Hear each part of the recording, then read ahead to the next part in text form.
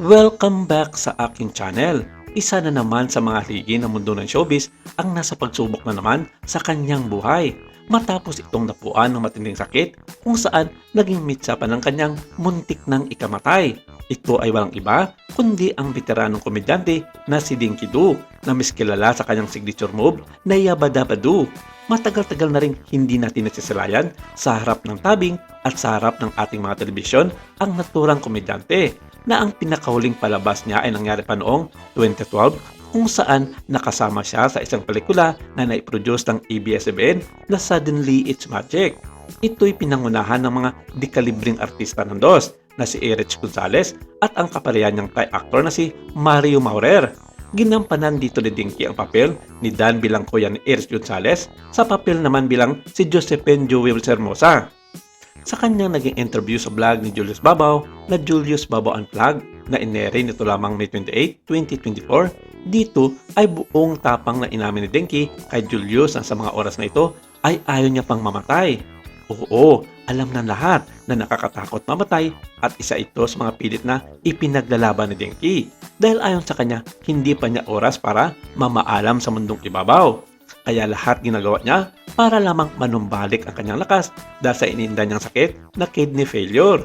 Sa ngayon, abala ang kanyang pamilya sa paghanap ng mga taong pwedeng maging donor ng kidney.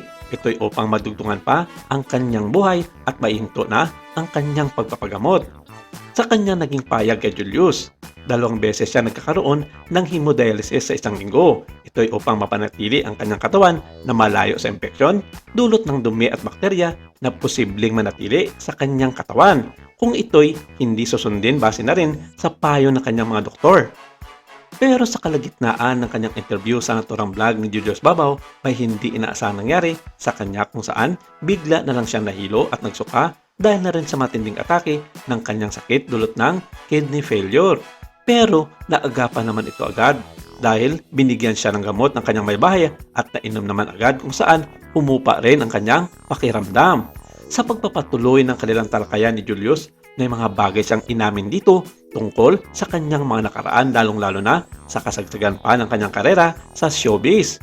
Inamin naman ng veteranong komedyante na naging madali sa kanya ang pagpasok ng pera na bagay ginamit niya ito sa ibang paraan katulad na lamang ng pagninegosyo.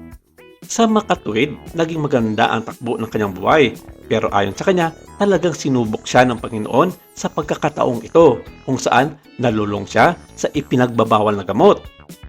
Ito rin ang bagay na naglagay sa kanya sa madilim na yugto ng kanyang buhay, lalong-lalo na sa kanyang pamilya kung saan isa rin ito sa naging mitsa ng muntik ng paghiwalay nila ng kanyang may bahay at maging pagwatak-watak ng kanyang pamilya. Dumating din sa punto na labas-masok siya sa kulungan dahil sa paggamit ng ipinagbabawal na gamot at naging sanhi rin ng paglagbok niya sa kanyang buhay.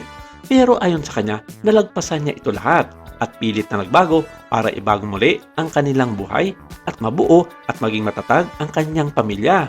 Pero ganun pa man, sinubok muli siya ng Diyos sa pagharap muli sa matinding pagsubok sa kanyang buhay nang dumating ang kanyang kinatatakutan na magkaroon ng sakit sa kanyang bato. Ito ang naging dahilan kung bakit sa ngayon ay labas-masok siya sa pagkakataong ito sa hospital.